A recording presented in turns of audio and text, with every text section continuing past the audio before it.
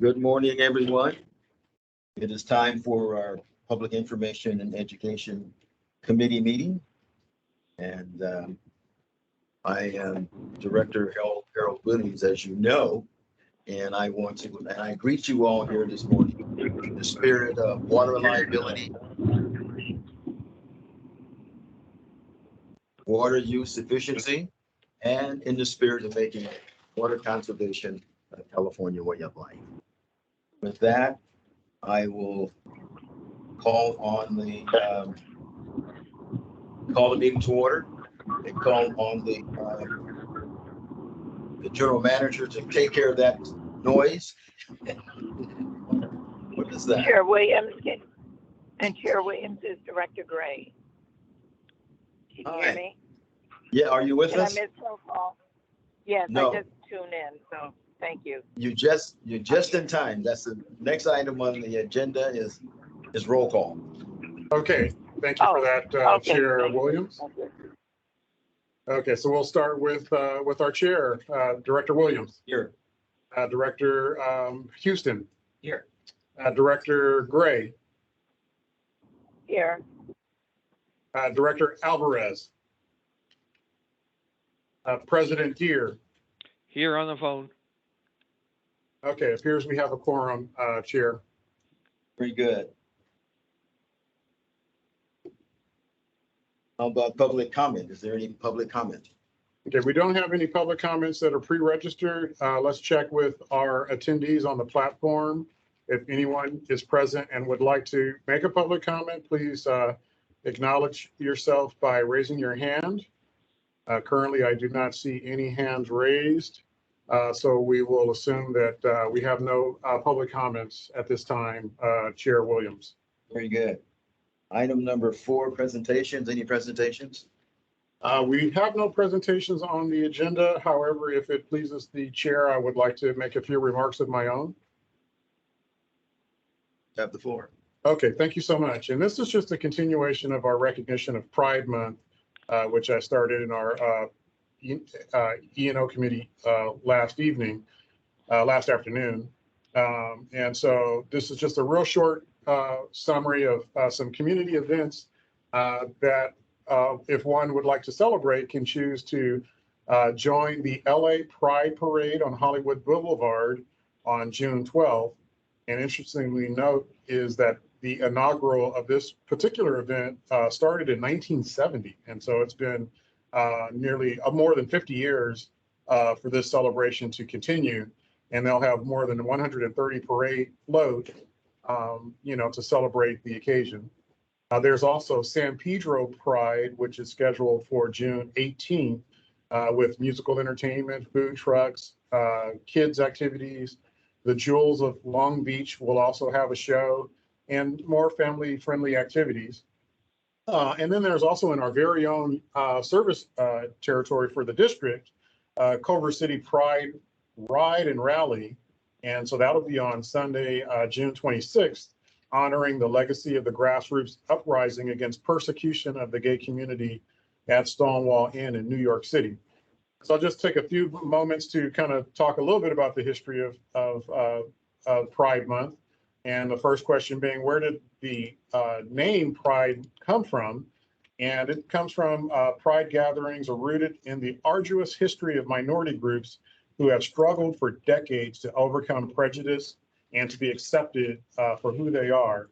The original organizers chose this month to pay homage to the Stonewall Uprising in June 1969 in New York City, which helped spark the modern gay rights movement. Most Pride events take place each year in June, although some cities hold celebrations at other times of the year. Now, this is largely credited to Brenda Howard, a bisexual New York activist who was named the Mother of Pride, who organized the first Pride Parade to commemorate the one-year anniversary of the Stonewall Uprising. As it relates to the flag, I think yesterday I highlighted Gilbert Baker, the artist and designer who designed the Pride flag. And what I omitted was that this was commissioned by then San Francisco City Supervisor Harvey Milk. one of the first openly gay elected officials in the United States. And so that flag marks the Pride celebrations. Baker, a prominent gay rights activist, gave a nod to the stripes of the American flag, but also drew inspiration from the rainbow to reflect the many groups within the gay community. A subset of the flag represents other sexualities on the spectrum, such as bisexual, pansexual, and asexual. So I will conclude my remarks there. And back to you, Chair Williams. Very good. Well, thank you. Thank you for that. Now that moves us to our action calendar. And staff, can you take over now? Yes. Okay. So we have our water efficiency partnership agreement with Southern California Gas Company. And we have Gus Mesa, our senior water policy and resource analyst, here to provide a report and the recommendation from staff. So please, Gus, if you don't mind. Thank you, Rick. Good morning, Chairman Williams, committee and board members. This morning, I'll be presenting on a potential new and exciting water conservation and energy partnership with Southern California Gas Company.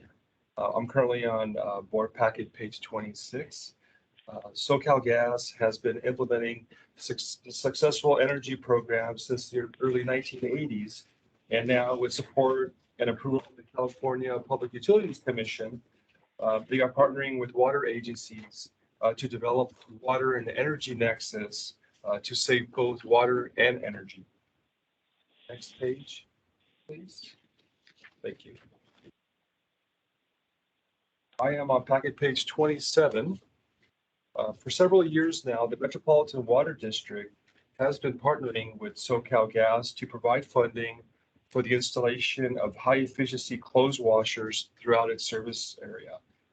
MWD has opened the way for the member agencies to also partner with SoCal Gas. Agencies such as Western Municipal Water District, City of Burbank, City of Anaheim have also partnered with SoCal Gas to have them install water conservation devices for their residents. MWD has even invested in a consultant to help the member agencies with forming this partnership. So over the last several months, West Basin has been working with MWD's consultant and SoCal Gas to develop a water conservation pilot program that I'll be presenting here today. Next page, please. I am on packet page 28. MWD has a funding program called the Member Agency Administered Incentive Program, or as we like to call the MAA program for short. This is a program where they allocate funding to all the member agencies each year to encourage the development and implementation of local conservation programs. West Basin's allocation is $270,000 per fiscal year, so $540,000 for the next 2 fiscal years. West Basin currently uses the funding to help offset some of our costs for the district's rain barrel program, grass replacement, design assistance, school education kits, water harvest, and some promotional items. For example, we just received approval this morning from MWD to fund 1,200 water conservation buckets. So thank you, Melissa, for providing that information. We'll be providing these buckets to our residents this summer and fall at the various outreach events that we'll be attending. So this funding provides a great help to the member agencies and to us, and we try to utilize all the funding from this program to offset our costs. So that's exciting. However, this funding does have its limitations and can only be used to fund specific types of programs. For example, 100% of the funding can be used for public agency or disadvantaged community programs, or as we call them, the priority community areas within our service area. So next page, please. Oh, is she here? Oh, yeah. Okay. I am on packet page 29. SoCal Gas has a program that targets low income or priority areas MWD allows West Basin to utilize more of its funding in these areas. Therefore, for this project, staff is proposing to use $110,900 of its MAA MWD funding for this pilot project. This project has been identified in our list of programs and budget for this next fiscal year. West Basin has budgeted $53,000 plus MWD's MAA funding of $110,900. Through this partnership, SoCalGas's third-party vendors will promote and install water conservation devices on West Basin's behalf, such as the 1.1 gallon per flush toilets, bathroom and kitchen faucet aerators, shower heads, and outdoor smart irrigation controllers. The project will target 100 residents within West Basin's priority community areas. Next page, please.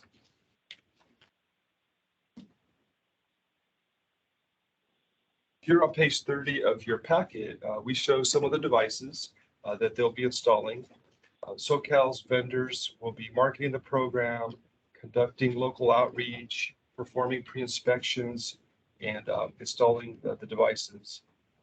They will also provide West Basin with reports and invoices. Basically, the program is pretty much turnkey. They've been running their energy programs for many years now, where they've been installing energy devices and doing these pre-inspections and verification.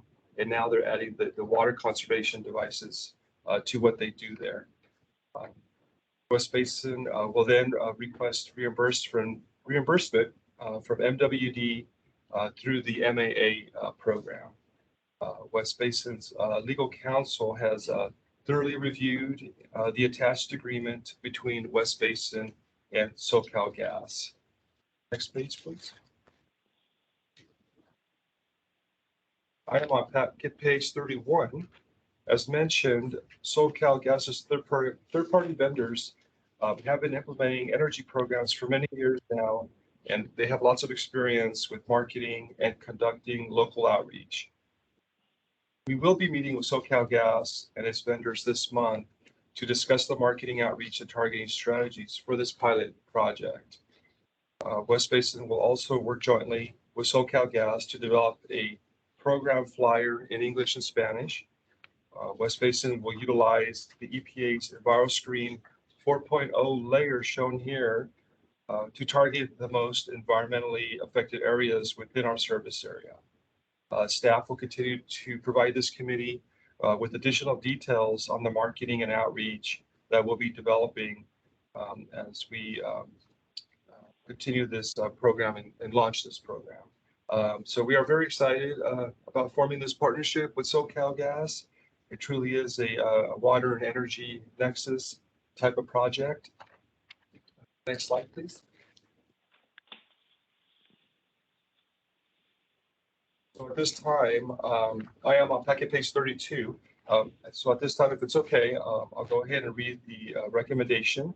The recommendation is that the board authorizes the general manager to enter into a one-year partnership agreement with Southern California Gas Company for fiscal year 2022-23 for an amount not to exceed $163,900. And at this time, I can take any comments or questions that you may have. Thank you. Thank you very much for that. Director Houston. Thank you, Gus. A couple of questions. So one, I just want to confirm, so there's no cost to residents that partake in this program, is that right? That is correct. Yeah, so even when they show like a toilet or something else being installed, there's no cost to the residents. That's great. And on the branding or the developer program flyer, and I understand we'll work with their folks on the marketing, but West Basin gets its logo included or something like that. Yes. Yes, in the agreement, there's some language in there that we'll jointly work together with SoCalGas to develop marketing materials and place our logos on the marketing materials. So that's in the agreement as well. And those are obviously the ones tailored for our service area versus other areas. Okay. And then I think one last question is, if we could go back to that map real quick, because I'd actually like to know more about this EnviroScreen map. What exactly? Kelly is that? PA. Yeah. This is the Kelly PA EnviroScreen 4.0, and they have a rating system, a scoring system, where they look at areas that are affected by pollution, jobs, climate, income levels, and there's a scoring system, and the areas in red are more affected, and that's the areas that we'll be targeting through this project. Very interesting. I would just ask if you all on offline or sidebar could send me more about that, because I'd like to learn more about it. I really wasn't aware. And then also even on this map, if you could give us a little more information, because I see a lot of our coastal areas are not quite as impacted, but something north of Santa Monica or that area is. I'd like to know more about what that is, as well as looks like San Pedro. So if you all could give me some better clarification. But I'd just like to learn more about this whole mapping system, because I'm really not aware of it, and I'd like to learn. So other than that, I think this sounds like a great program, and I fully support it. So I would recommend it moves forward with approval. This is Don Deere. May I ask a question? Sure. Yeah, when you get a map like this, you should have a code to the various colors included, because I understand what it means, but I was guessing. For example, that area, the poor area of Santa Monica and so forth and so on. But it would be good to have a key to the symbols on a map like this. Thank you, Director Deere, for those comments. We'll provide more information about this map and the whole scoring system. Thank you. I was just going to simply add, this actually is part of the larger discussion that our board of directors has raised on numerous occasions. Over the past several years, numerous years, we've utilized terms related to disadvantaged communities, underserved communities, and trying to encapsulate kind of the parts of our service area, the parts of Southern California where we're kind of targeting this outreach. And you know that both on the state and federal level, there are different definitions as to what an underserved community is or a disadvantaged community. This EPA EnviroScreen takes into account several of those factors, including transportation, as Gus mentioned, congestion and pollution, income level, density, all of these different aspects to kind of encapsulate a little bit of everything. And so we have found that as we apply for these grants, and we look at different aspects of our service area, there are multiple different definitions of what these communities entail. The EnviroScreen, I think, provides kind of a coverage of almost everything. And it really allows us to look at the West Basin service area to see exactly how our communities are served and possibly underserved. And so a lot of times you see, if you look through those maps, and we can provide you with more detailed maps along the freeways, major corridors, as far as getting through Los Angeles, you'll see those in kind of those dark red areas. And so that's I think the rationale behind the EnviroScreen 4.0 indicator map, if you will. It's just another detailed aspect of where we should be sending our resources. If I may add on to that, I just want to thank you, EJ, for tapping into the messaging element. So we started to first delve into the EnviroScreen as kind of the marketing base or our target with the Grass Replacement Plus program, which the board authorized. And so Jennifer has been really fantastic, same with our GIS mapping consultant, to really also provide functional maps. So in the rollout of the Grass Replacement Plus program, there was an interactive map so people could enter in their address. And so, going back to that messaging, we have been general in terms of eligible areas, defining some of the criteria or factors that constitute the eligibility for these programs on the basis of the EnviroScreen tool. And so this is something that we will continue to collaborate on as we roll out new programs for these communities, as well as market and promote them. All righty then. Okay. I was told back in the day when I was getting into this business is that we create jargon in order to make ourselves sound smart, because no one else knows these words, these terms that we use. And it's really interesting. Give you an example. Just before the pandemic hit, we were out in our division doing making a lot of presentations to talking about our programs here in West Basin. And I recall being at an event I believe it was Carson. And we had some of these devices here.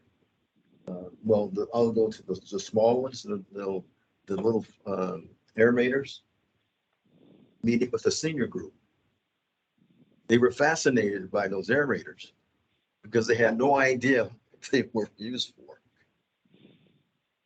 You know, because if you're not a hands-on person in your house, you'll never see one of these. How many of you replace an aerator? But that's because you get. But the seniors, was unbelievable to me, had never seen an aerator. And why are you giving this to us? What am I going to do with this thing? You know? So very interesting. If you look at page 30, at the bottom of the page on the right-hand side, I've never seen this device myself. How do we explain this when we're out giving these things out? Yeah, that is a new device, Director Williams. It's a timer that works with the battery from where the hose goes. It's because some landscapes, some yards don't have a smart controller or a controller that's wired. They don't have that. So this is another option to use where the hose goes as a timer to control the irrigation of using drip lines to irrigate. So they don't have to invest in putting in wiring and valves and all that. They can just use this device. Do you have one for me? No, just kidding. Because I should know how to use it if I'm going to be marketing this thing, right? Mhm. No? We can get a sample. Some Example. examples. Yeah, we can get some example devices. I did want to add, if I may, Yeah. just, the credit to Gus for this and the way he speaks about direct installation, kind of to your question. Essentially, the benefit of direct installation, we've talked about the benefit of, not having to upfront the cost of these devices. So during these visits to these residential homes, they will get to have these devices not only installed, but also receive an explanation for what these items are that they may have never seen before. So it really speaks to, I believe, the importance of direct installation to bypass those challenges that we've talked about as a district, where we're not asking for them to go through a rebate to then receive the money back. This is receiving the direct update immediately, and the explanation for these devices immediately. And so I think the impact that it will have on the community is large. And I think that's something to commend Gus definitely on putting this program together and making it happen, because direct installation is challenging. And by having a great partnership with SoCalGas, who is, experience on this type of way of running a program, I think is huge. And also speaks to your question of some of these devices that people may not even know how to utilize, but once they're there in person and have access to someone that's installing it for them, they can ask those questions and can kind of engage with the water saving devices, which I think is huge. But yeah, those are kind of, I guess, my 2 cents. Very good. One more question. So then what's the other item on the lower left that has it looks like an app or something? And what exactly is that? That is a Rachio smart timer that controls the irrigation system. You can control it right from your phone, as you see there, with an app. Okay, cool. So if you wanted to schedule it for 2 days per week watering, you can do that really quickly through the app.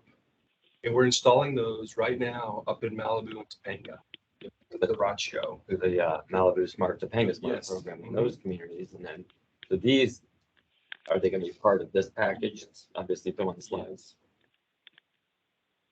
So that's very important and very nifty because everyone has a cell phone just about.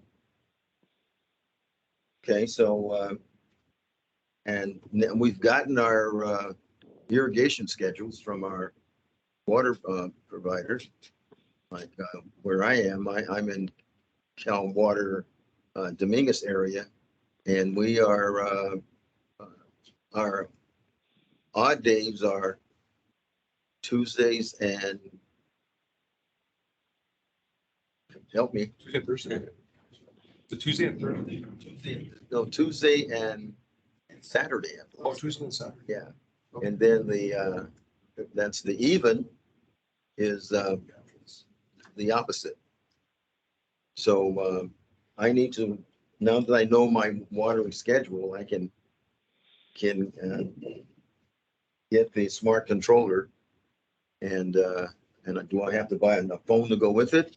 Need to upgrade your phone. But, you know, that's what you have to do for the seniors. We don't know this stuff, you know. So, but this is a great idea. And the next question comes from the public is, what has the gas company got to do with water? Saving water saves energy. Shorter showers, less heat, right? Saves energy. Washing machines that use half the water per load use less water, use less gas. Or the dryer, less time in the dryer, more efficient dryers. So moving water, as we all know, takes energy. So it reduces energy throughout the state by conserving water. So there is that nexus between water and energy. And that's why the gas company is allowing the water industry to partner with them for this water energy nexus that the California PUC supports. Well, there you go. Conservation is an attitude, not just water conservation, but conservation period is an attitude, a state of mind. Need to all be into that. Correct? All right. Well, then, any other questions? Yeah, let's move on. Well, that's not a question. All right, the president is giving us an order to move on. Mr. General Manager, if I could just acknowledge one thing. I very much want to say thank you very much for the committee and the board support, as well as the support of our general manager for this program. But I also want to say thank you to this guy. Gus Meza has been working on this partnership for years. First came with the concept of our change and save program to do direct installs for the washing machines because he recognized the issue with direct install and gaining the trust of the public and implementing a program like that. And we have continuously run up against roadblocks, primarily through our grant programs. There are indemnity clauses within those agreements that prohibit kind of the use of these third-party organizations because they need to indemnify everybody. And of course, they want to make sure that they're only indemnifying the groups that they're working with. And Gus has continued to work on this partnership for years through rocky roads and change in staff members and just always pushing the envelope. And here we are years later. Metropolitan Water District now has a very strong bond and tie with Southern California Gas Company. And I think that bringing this item today and supporting it is an excellent opportunity for West Basin to take this next step and move into direct install, which is something that we've never really been able to accomplish. And here we are, we have a program that looks to be like it will be extremely successful. And I really do want to say thank you to Gus because we wouldn't be here today without the work of Gus Meza on this. So thank you. You're welcome. And I think you got me turning red with your. Don't mind me. Roving reporter here. Thank you. So, Director Houston. Yes. Well, I'm going to say this now because I was actually writing notes to say it at the end for comments for future because I think two things we already talked about we need to discuss further. and it might be more in the Policy and Ledge Committee. But one is, I'd like to hear a report about that water energy nexus and how, what you just mentioned, EJ, with the PUC and what they are supporting, and how we, the water community, can partner better with both electricity and gas. So I think that would be really relevant for us to get an update from you all on that.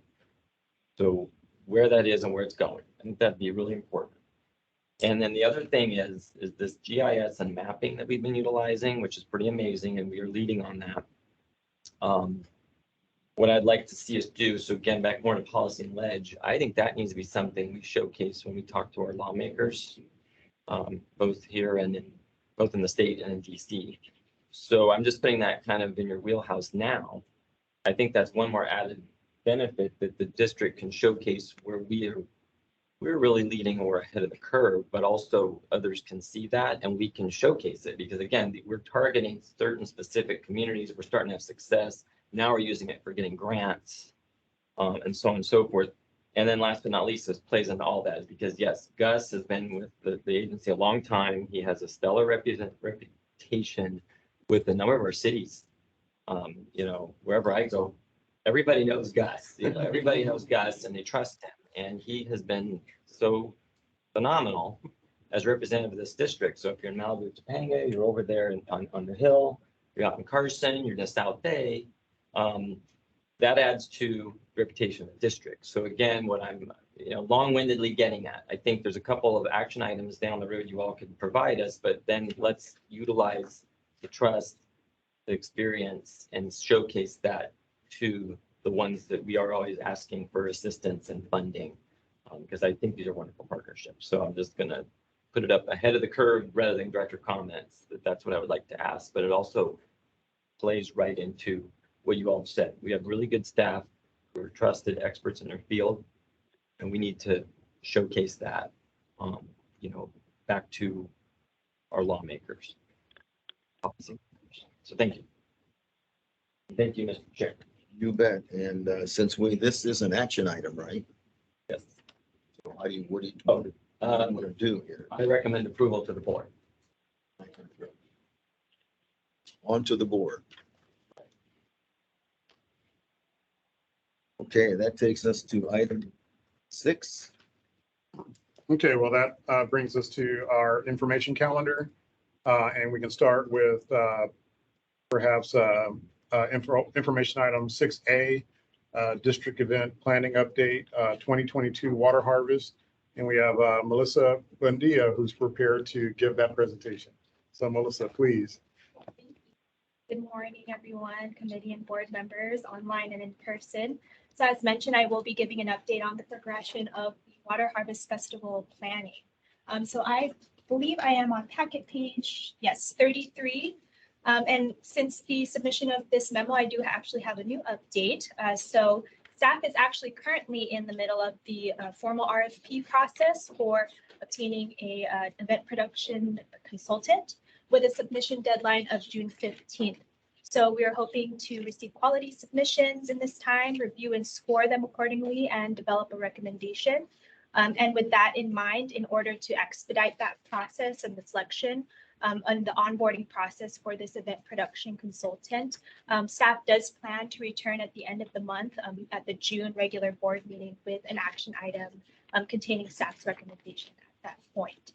So that essentially is the procurement update. So if there are no questions or comments about this section, I'll move along to event date selection. So I know that it was briefly mentioned and discussed during last month's PI committee meeting, and it is imperative that we lock down a date as soon as possible. So after consideration of some of the input that was given from the board, as well as the holiday season of Halloween and other water industry conferences that are happening during the month of October, staff does suggest that this year's event take place on the 4th Saturday of the month on October 22nd, 2022. And that list on the memo page on packet page 33 does list the reasoning why we selected October 22nd. So I know that on October 1st, we don't typically host our event on that first weekend of the month. If it eliminates a full 3 weeks of normally what we would use to market and promote the event throughout our community. October 8th, that date conflicts with the 2022 Web Tech Conference, one that I know that a number of key staff members and board members attend. And then October 15th is the Taste of Soul Community Event Festival, which is hosted by LA Sentinel, which garners thousands and thousands, a large audience. So definitely a hard competitor with that. And I know that West Basin typically is in attendance or sponsors that type of event. And then October 29th is that last Saturday of the month, that Halloween holiday weekend. So we typically do not host our event on that weekend. So that leaves us with October 22nd. Again, because it does not interfere with many major seasonal events in the service area and industry as well. So if there are no major conflicts with the committee and board members, staff will plan to move forward with this Saturday, October 22nd as the official date for this year's return to in-person event. And the next steps in our planning process is to, of course, select and onboard our event production company and event coordinator consultants and kickstart the development of branded materials, which of course will continue to work with the Office of the General Manager, as well as the board administration team to make sure that we incorporate the board's feedback and input in that process. So with that, that concludes my report. I am happy to answer any questions or take any comments or feedback. Thank you.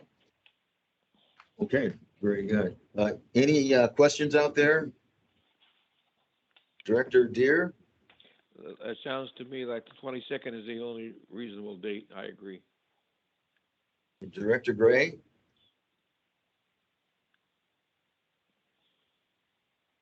No, I'm good. Thank you. Can you hear me? Yes, thank you. And Thank you. so, Director Houston, what do you? I agree. I think October 22nd is the ideal date. Support that. Well, since we don't have to make a decision, I think so too. All right, very good. I've been coming to West Basin's special events like this years before I became a member of the board. And you always give powerful events. I mean, it's just, you know what you're doing. So that's why I yield to the staff here. As a matter of fact, one constituent wanted to know how could they hire our event planners. Said you guys are not for hire. Okay, I'm sorry. Go ahead. Next item. Okay, well, that brings us to our district's 75th anniversary special event options. And so Melissa Buendia will review that with the board. And our intention is to have an interactive discussion with you around this topic so that we could consider, the options and maybe perhaps get your feedback that we could settle on a specific preferred option as a result. So thank you, Melissa, if you could go forward. Thank you again, and hello again. On the same topic of events. So again, the following report provides additional special event options to consider in celebration of the district's 75th anniversary milestone. So I believe I will, yes, packet page 35 and 36 is what I will be referring to. So currently staff is implementing a year-long series of recognitions that began in January 2022 and will continue through the remainder of the year in November, including the special edition version of the district logo, a professionally produced district history video, and of course, the return of our in-person Water Harvest Festival to take place now on October 22nd with an anniversary focused theme. So table 1 on packet page 35 provides a list of the additional options staff has put together here to consider and to discuss. So I'll just go through some of the highlights of each of those options. So option A would take place in the morning of Water Harvest in the format of a breakfast, similar to the format that we are familiar with from previous forms of our Water for Tomorrow Awards breakfast that used to take place prior to the start of the Water Harvest community event. So since our community event typically starts at 10 a.m., that breakfast would typically start at that 9 a.m. It would, the duration would be that hour. And then option B here would take the form of a luncheon style event, slightly larger capacity of invitees, and could take place either at the facility in the east parking lot or offsite in an alternative venue in the service area of the board selection. Similar types of events include some of the drought town hall forums or our installation ceremonies, things like that. Option 3 would be evening gathering format, similar to what was done for the 2019 Edward C. Little Water Recycling Facility Water Education Center reopening ceremony that did take place in October of 2019.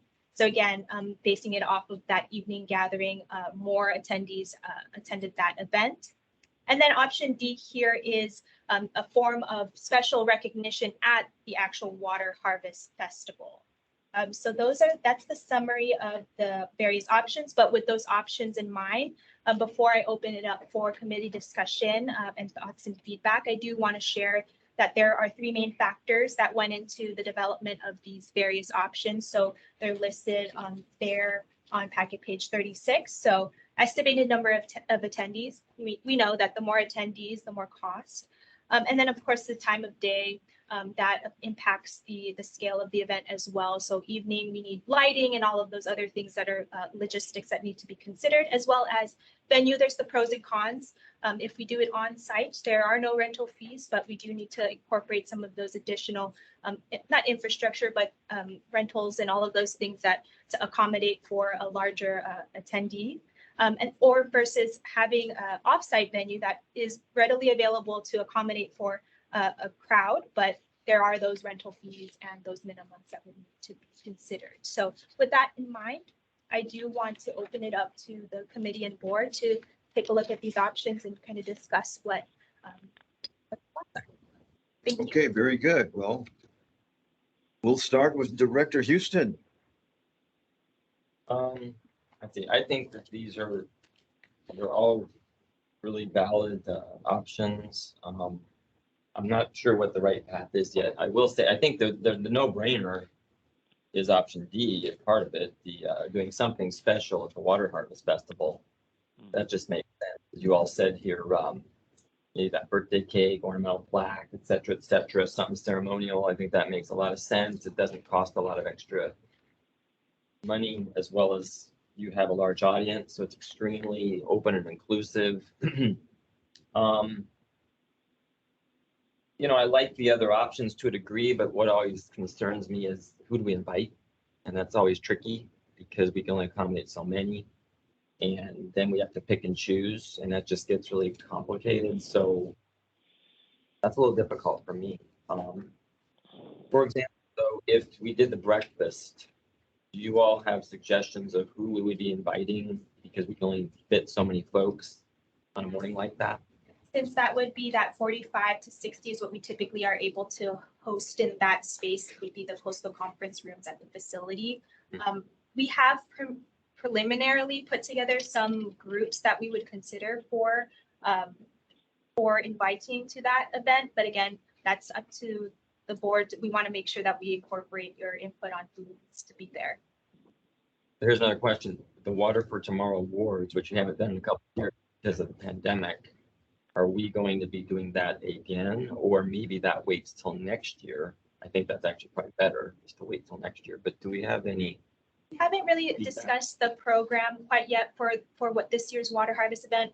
I think in 2019, that was when we changed the award ceremony to be on stage in front of the rest of the community, which I think was a really nice touch. But yeah, we can definitely discuss how we want to format future awards and recognitions for that. My last thing on this would be, I like the luncheon, I like the evening gathering. Of course, the evening gathering is extremely expensive based on what the numbers here. And then we always get into this situation of who we invite, who we don't invite. It's very awkward.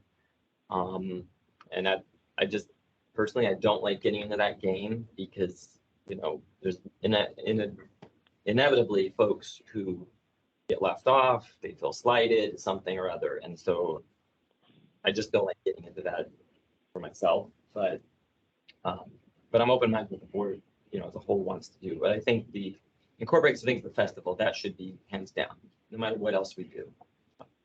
But I'm open-minded. All right. since it's just a board, this committee is made up of people. But for operation, I think we need more than just us two talking about this. So I would recommend that we have a full-blown of this at our board meeting. So we'll have all five, hopefully, have all five of our board members there at this next board meeting. Because what is the clock? How's the clock running on this? We're running on a similar timeline of water harvest. In that fall time is when we would think we'd put some sort of event together, special event together for this. So similar timeline, about 4 months out, 4 or 5 months out. Okay, well, I'm not a party planner. I go to parties. So I'll leave that planning part to the rest of the board. So because everything that we've given to me has been good. There were no flaws. Now, those who found a flaw in something, well, they need to turn around, perhaps take a look-see. But anyway, I would recommend that we go to the board and ask for all of the board members to weigh in on this at the board meeting. Okay, so this item will be on the information calendar for June, our June full board meeting. Yes. I believe that's on June 27th. Right, and encourage, and we're doing it to encourage them to give us their, that's very important. So it's going to be it's not going to be, will that be action item at that time? If the chair, if this committee would like, we can formulate a recommendation of staff and have that as an option to be considered. Or we could leave it as just an information item and just have the conversation to inform the general manager's decision to coordinate a celebration event. Director Houston, what do you think? It'd be okay as an information item to discuss, because we're just giving you all direction. And then if we had to take an action on any. Contract. Yeah, Director Gray? I'm sorry to interrupt. I'm sorry, Chair. I have to get off the phone now, but thank you very much. Thank you. Okay, thank you. Thank you. So we're not done with this, so you're okay. So then we'll do that. Yeah, I think an information item, but basically almost the same thing. Yeah. And just maybe be ready to answer more questions, just, But I agree with Director Williams, we need to, all five of us need to at least have an option of opining. So Fantastic. And again, I'm not a planner. I'm not a party planner. You guys haven't failed us yet, so I And it sounds from the feedback today, it's option D, which would be to incorporate kind of a celebratory element into the water harvest would be, you can move forward with that while we're still considering the other three options, A, B, and C. yes. Yeah, because that's such a low cost option, easy to do. We already have the attendance there, Okay, fantastic.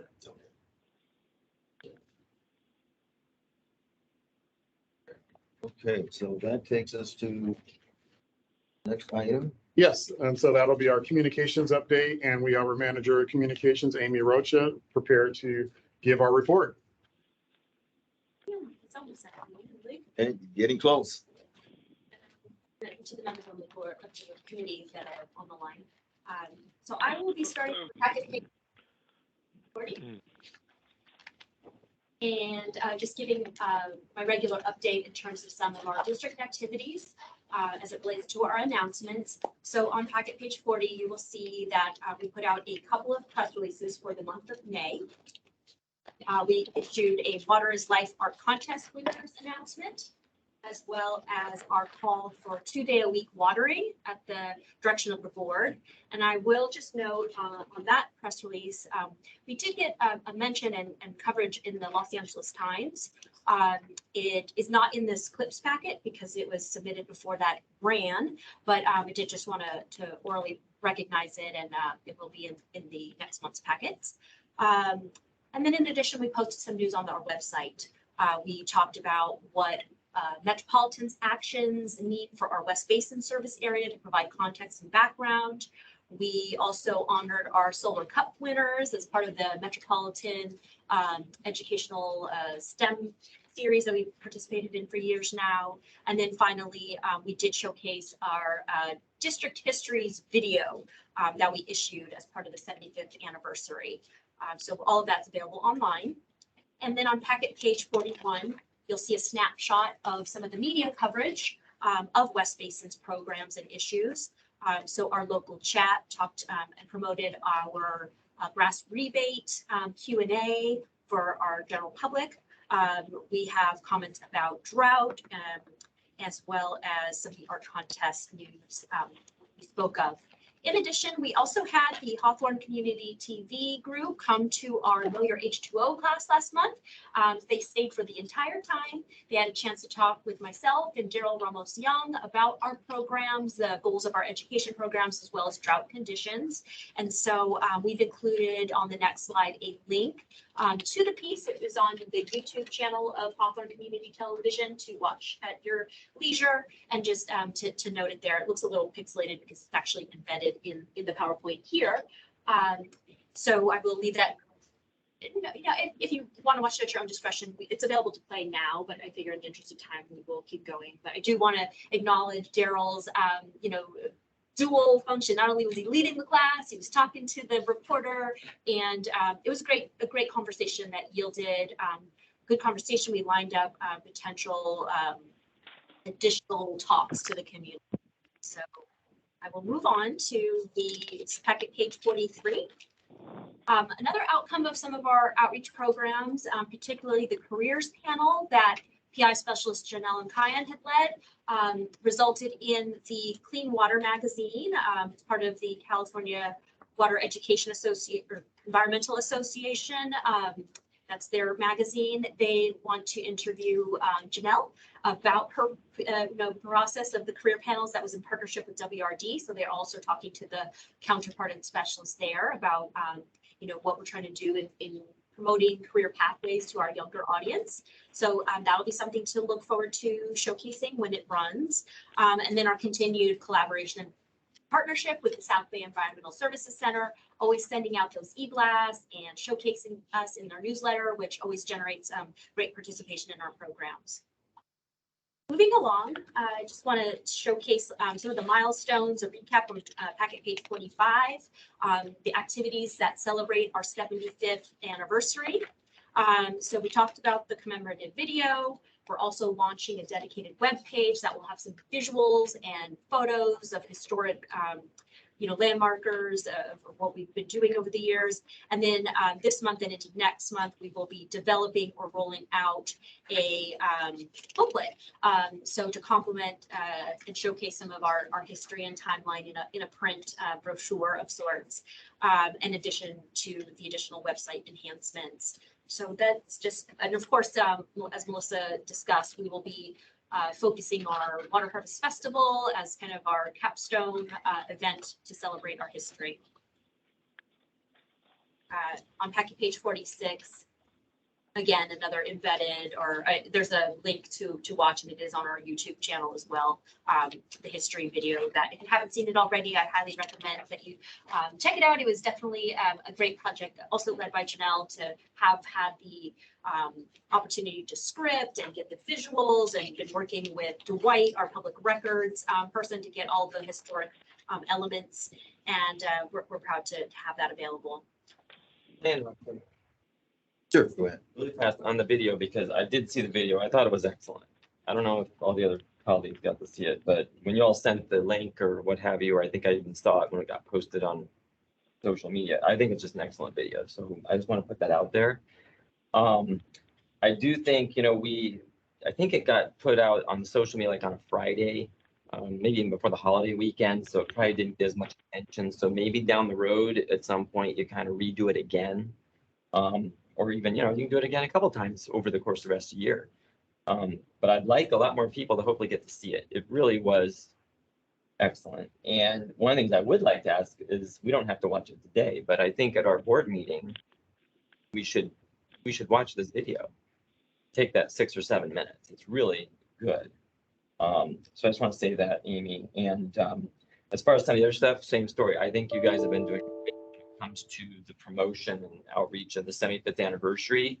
And I would just think, let's be crafty with the timing, so it's, not on a Friday afternoon, but on the other key days, more people might pay attention, and or down the road, you can regurgitate it again in a different way. You know how all this works. So we might as well just make all use out of this for the rest of this calendar year.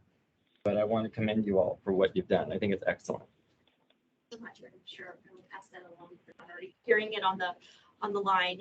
So we'll give this some legs and keep using it. And I think we also have some plans for various snippets as well to keep promoting the full length version. So we'll do that. Yeah, before you move on, just a little something here. When you, I don't know where if you go to page 46, Yes. on the right-hand side, you see the photograph and you have our logo, but you put it right on top of me. We censored you. I'm sorry. You had all of this space on the other side where the city of Gardena plastered over there. So just be aware. Okay. All right. All right. Well, then, going ahead to our planning efforts, looking ahead on packet page 49. Do just want to recognize that this is our June meeting, and we'll be looking at ways to enhance this presentation and through the start of the new fiscal year to expand on some of our outreach activities. I think with the drought and a lot more awareness, we definitely have more to report on. And so I want to make sure we're recognizing the work of staff and making sure you're aware of the activities as well.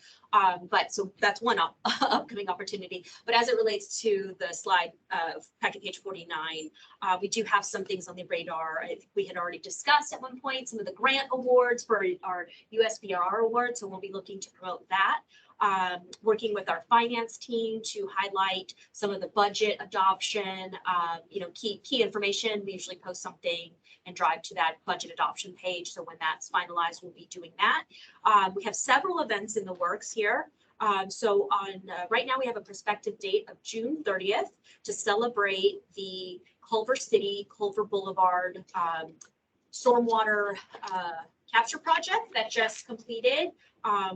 Metropolitan had provided some substantial funds, and us as a regional partner, we want to make sure we are, recognizing and participating with such a exemplary event. So that will be information you will be receiving soon. We already covered water harvest. We will be deciding about the 75th anniversary. And in addition, we have 5 rain barrel events that we want to plan ASAP because we want to get out ahead of the wet season. Hopefully we'll have a wonderful wet season. I know Gus will be talking about this in his presentation, but just as a reminder, the sooner we can pick dates, venues, then we can start promotion, because we cannot start promotion in earnest until we have that labeled down. So if you already have dates and venues in mind, let's get that ball rolling, and I'll defer to Gus when he presents on that item. We also have some PD lateral pipeline construction outreach. We will be making an announcement, but I do just want to note that because it's a construction outreach program, we really want to emphasize and stay focused on our communities. This is a construction project. First and foremost, we want no complaints, no questions. We don't want any hiccups in the progress of it. And so any promotional publicity, I think, will have to be carefully timed so that our key stakeholders, being those community and decision makers, are primary. And then any of our celebratory information kind of comes in partnership with that. So I just kind of wanted to give our approach for that. we will be coming back with more information about how we plan to really start in earnest once all the engineering elements are in play. So just acknowledging that. And Daryl Ramos-Young has been a point on some of the construction outreach elements in partnership with Murakawa Communications, who has been helping to support some of the information that we'll have online and fact sheets and whatnot. So we want that to all go hand in hand. Lastly, speaking opportunities. So there are many, and this is where I'm, suggesting enhancements, and we will be working closely with all the departments because it's truly an active district and board. But I do just want to point out that this Saturday, we have a tour of our Edward C. Little facility at El Segundo on Saturday, June 11th at 10 a.m. Right now, as of earlier this week, we had 36 RSVPs, which is about the sweet spot of a group you want to lead when you're talking over machinery and corralling a group. Daryl will be leading this again, and Melissa Buendia has also been orchestrating and coordinating this event. So just want to acknowledge their work there and their Saturday that they will be spending. And then in addition, we have several Speakers Bureau opportunities that we will be coordinating. When it comes to the drought, we've got a lot of activities. You as a board have authorized some activities, building off of the 2-day-a-week watering. So we'll be pursuing some of the media relations and advertising components. But I also want to really acknowledge a heightened relationship with Metropolitan. At a recent PIO meeting last week, we were really talking as a group of all the agency communications officers. There's a lot of resources and similar messages and goals out there. How do we build off of the state funding that we are seeing through, what the governor's authorized, the Save Our Water, program? How can Metropolitan piggyback on that? How can we piggyback on what Metropolitan's doing? And so did have a chance to also have a conversation with the media team at Metropolitan to really talk about those options and a few things I just want to acknowledge that are in the works. And again, looking forward to showcasing this further. But on June 30th, we will be co-branding and co-hosting Metropolitan's California Friendly Garden Design Workshop. So Jennifer Vasquez has been a point on that. And so we'll see some creative that's coming out to promote that, has our logo on it. We also will be co-branding a landscaping brochure produced by Metropolitan. And so our logo will be on there, as well as options and space for logos of our municipalities and our retailers, should they want resources to share. And in addition, as a result of an open call for the agencies of the Metropolitan to contribute residents as potential features in their campaign. This is how we save. Our Hawthorne resident, who was featured in the Spectrum News 1 piece that we had about our Grass Replacement Plus, she will be featured and co-branded as West Basin in the overall Metropolitan campaign, and they have a substantial ad spend. So in this particular one, she'll be talking about rain barrels. So hopefully we can also leverage some of that creative for our rain barrel promotion. But it's nice to see our brand on top of Metropolitan's efforts. And then in addition, we'll be looking at ways to partner with Met on some of their out-of-home advertising. Those are always a premium. Everybody wants dibs on in that space. It's hard to come by and expensive. So to the extent we can find opportunities to cost share and cost save, we will consider that as well. So that about wraps it up. I will end on packet page 51. Before we move on, Sure. That's okay, really fast. So, the June 30th Met workshop, or what is that again? And is that in person? Is it virtual? What is that? If you don't mind, Jennifer, can I put you on the spot? Yeah, no, I can definitely speak to it. So the June 30th, they are continuing to do virtual classes. Metropolitan, all of the classes and the class options are still virtual. So we'll be a virtual class. And essentially G3, who is the landscape designer that leads all of their courses, will be teaching that class, specifically speaking to design. So one thing that the benefit of the summer months that we'd like to talk about is planning for that drought tolerant landscape. And so we thought it was an amazing tie-in to kind of what the West Basin message will be for the summer as well. So it does give us an opportunity to speak before the residents that are attending that class, to introduce ourselves as West Basin, really speak to some of our rebate amounts, and just overall tie in the message that's presented during that class. Is it in the evening or? Yes, it is in the evening at 6 p.m. It is an hour and a half because it is a little bit longer. They go through all of the design elements and allow for residents to really start working on those designs. Not leaving permanently, are you? I don't Oh, know. okay. I will let you know. Okay. Okay, good. So obviously it won't have any interference with our potential event earlier that day. Okay. And then, I'm really, really happy to hear about a resident being showcased. And so I kind of bring it back to what I think we need to do later this year is, can we showcase some of our residents? Can we get any of them who will agree to showcase they've taken out grass and they've had success and they want to be featured in some sort of some pictures or social media promotion from this agency? I would like to see if we could do that. So I just put that on your plate. You all, can maybe, if you have some of the residents in different cities that were really pleased with how it turned out and are happy to be promoted. I'm tongue twisted today. Be promoted to be, presented, as well as same story. We could have them come down to the office at some point or show us some pictures of their yard and use that for media outreach as well. I just think that would be something really cool that we could do. I might speak to it a little bit later in this whole thing, but I just know, I'm telling you, I've had a lot of residents right now that, they're really, on the one hand, excited by making people actually wake up and look at options to take the grass out permanently, as well as the ones who are very frustrated, of course, that other people are not doing that. So I think this is our chance to re-up that with the public.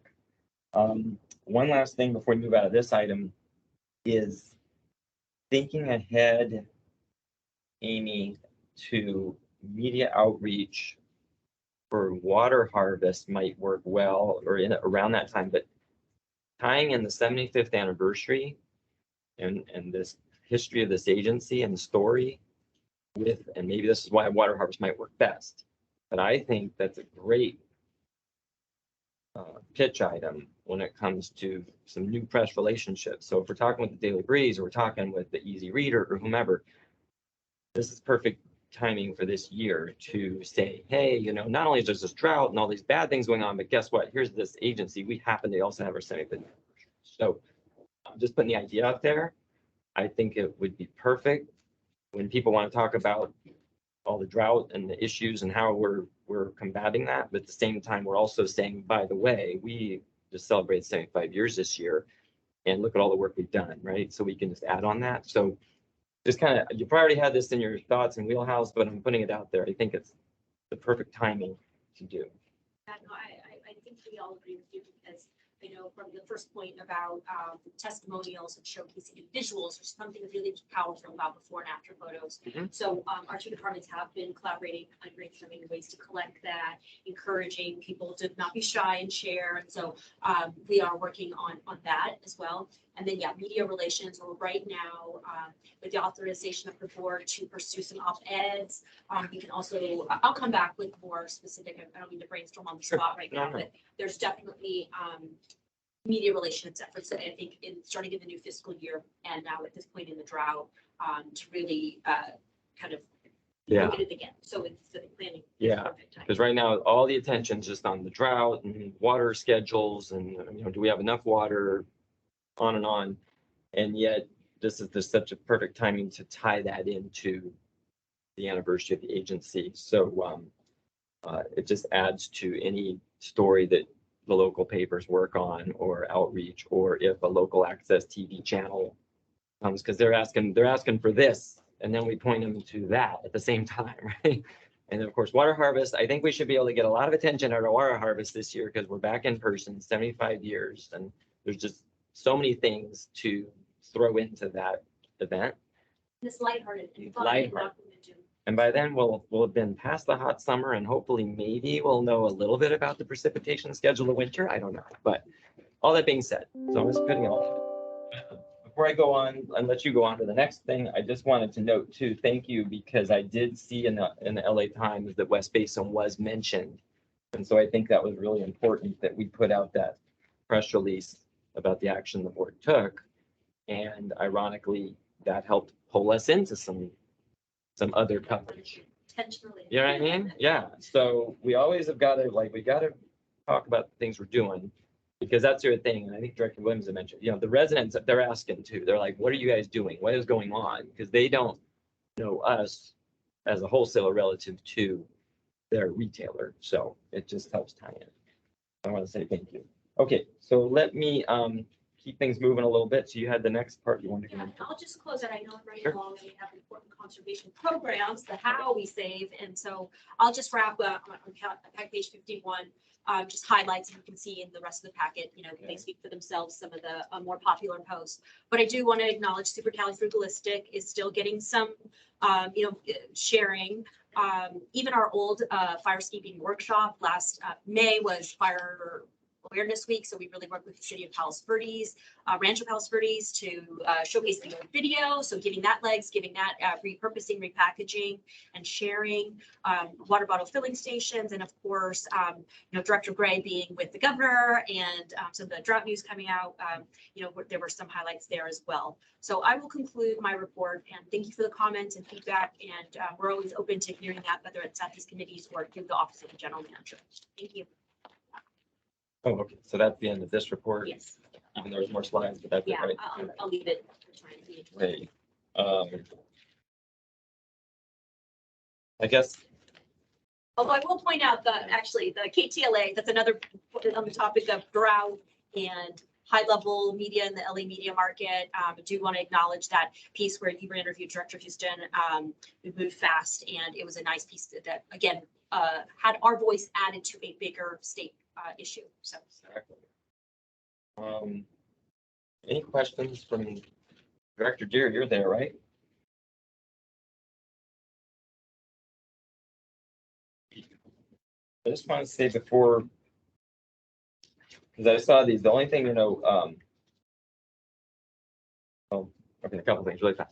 So I saw that RPV, they were promoting, you guys were promoting, I think that's excellent. I ran into one of the city council members from Rancho Palos Verdes a couple of days ago, and he mentioned to me that we need to, this is the time we've got to talk about drought, but also fire safety. So, fire security at the home. So I think we've got to continue to push that back out. And as long as we have access to those videos and we're able to still use those, I know they're on our website still, I think.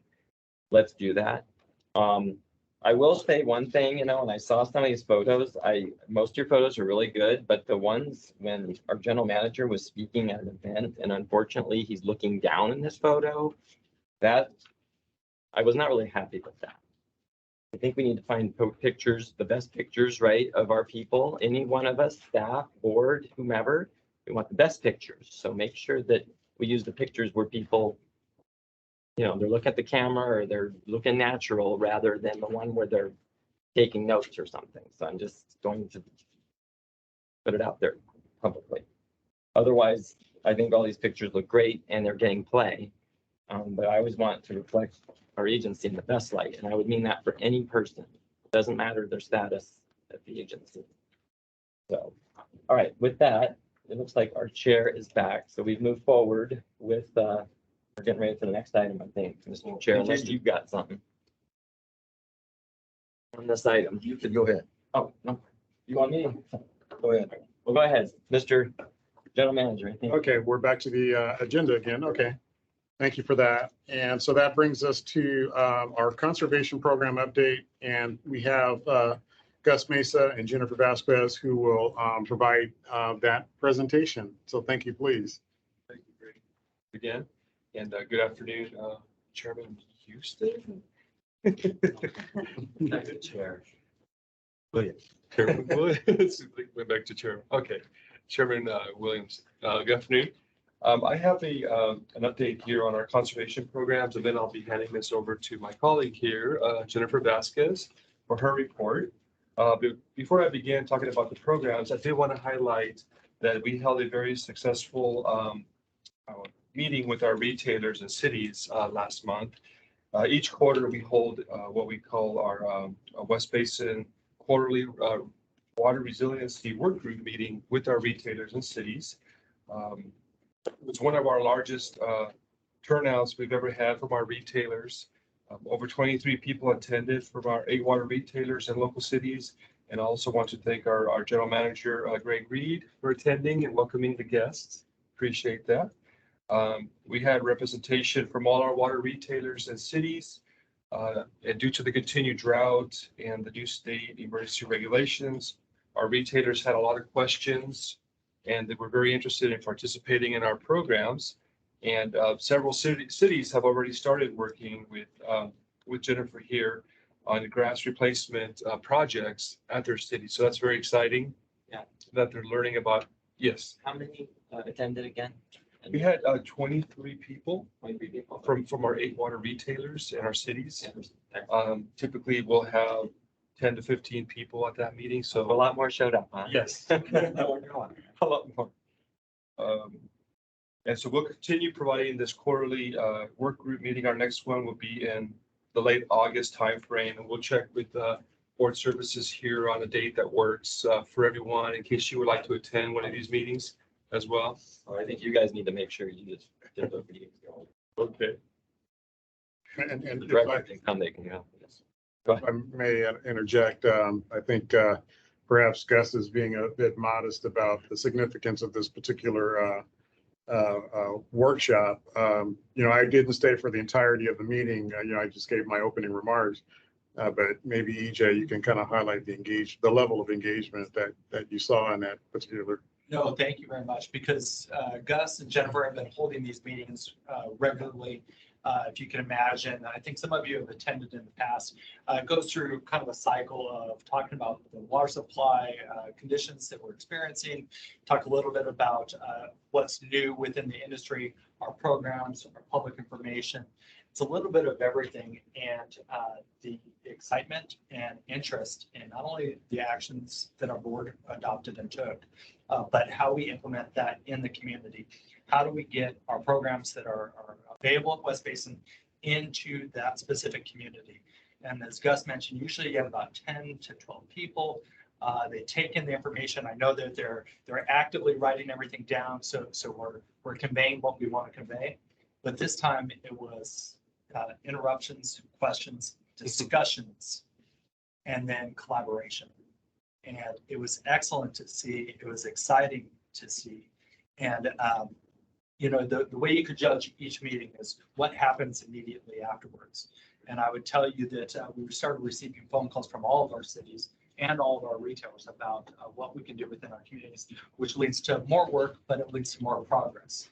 And so this meeting was an excellent opportunity to see what we can do with a small but mighty staff when we collaborate with our retailers and municipalities. So it was an excellent event and something that I hope everybody here is very proud of. Really fast. I love it, number one, but number two is it just reminds me of the last major drought, and some of our cities at that time were pretty engaged while a lot were not. I think a lot more, we're in a different place, 7 years later, give or take. But I would love it if we continue to try and work, especially with the cities that are very active, like, West Hollywood, Malibu, Culver City. These just happen to be some of mine that are in there, but then some of the other ones in this, like Hermosa Beach. I've seen you guys are doing things together and they're promoting it.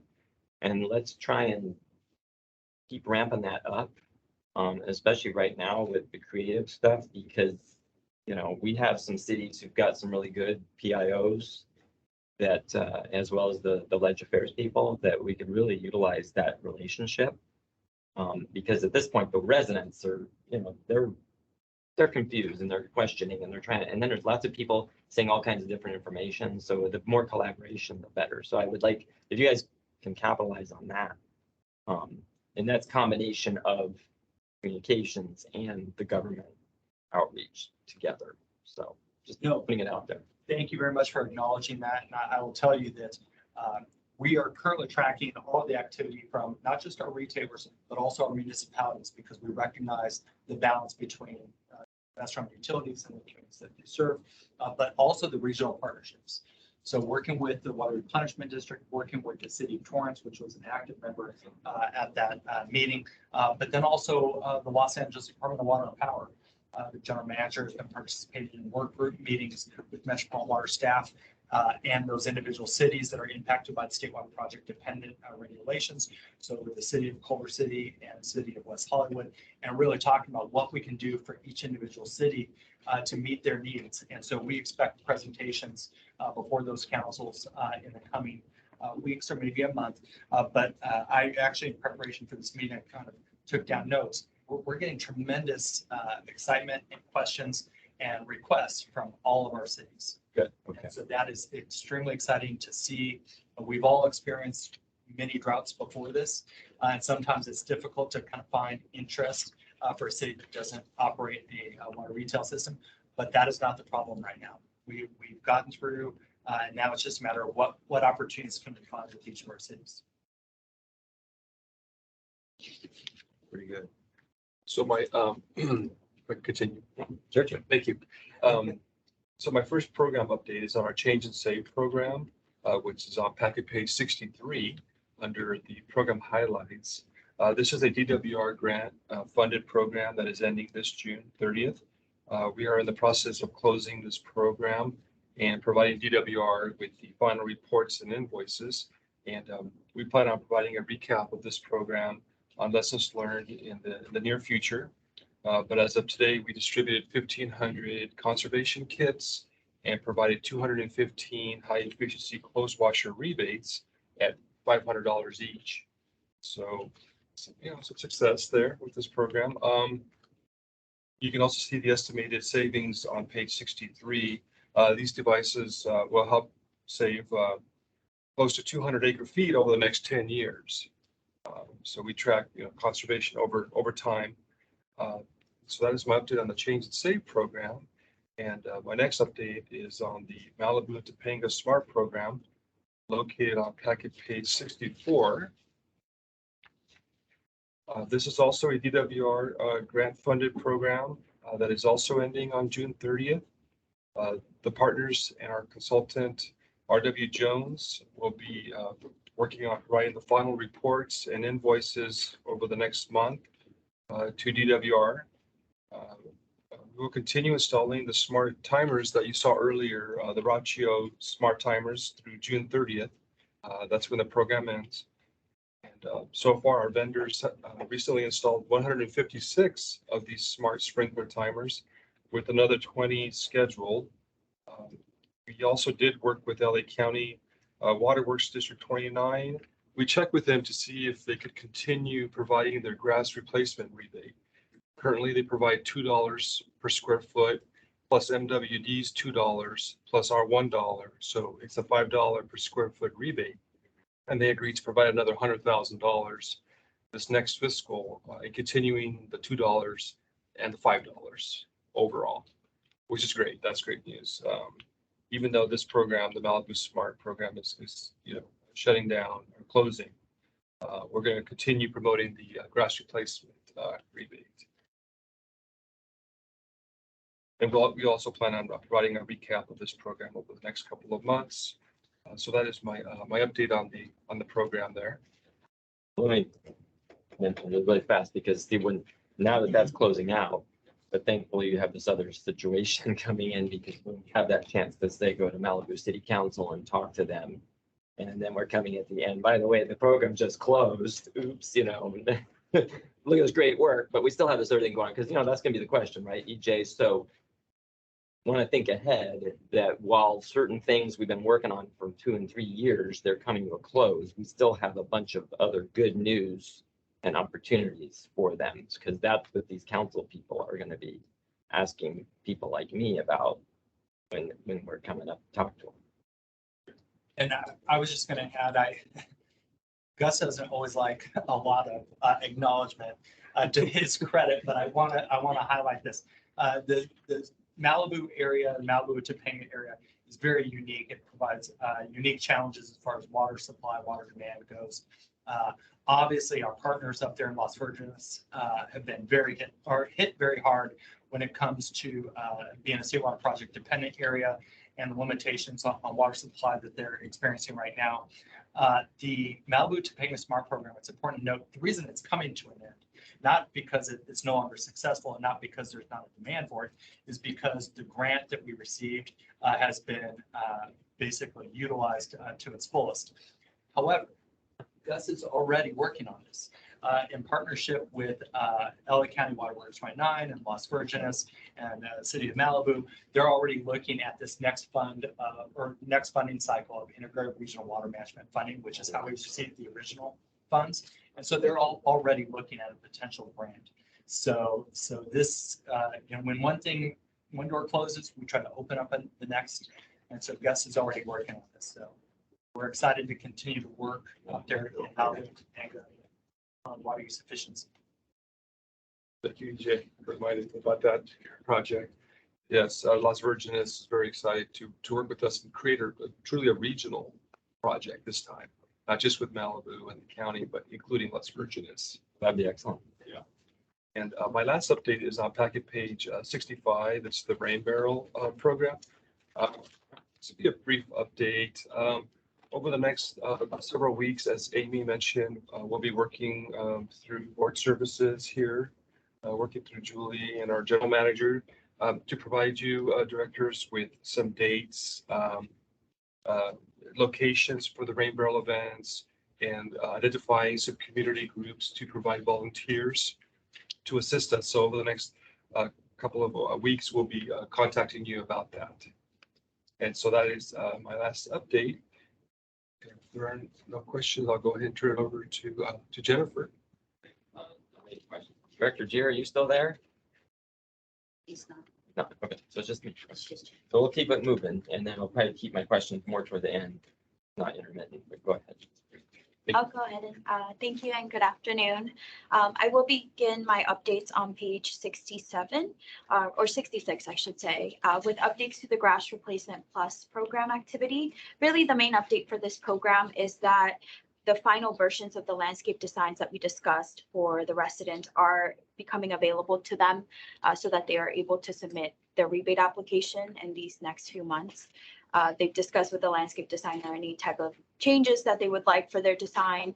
And up until this point, there's 10 design packages that have been completed from the list of the applications that are listed on page 66. One thing to note, just from a discussion that I've had with tree people, is that these properties are really large. They're including a lot of backyards, which is really great to see.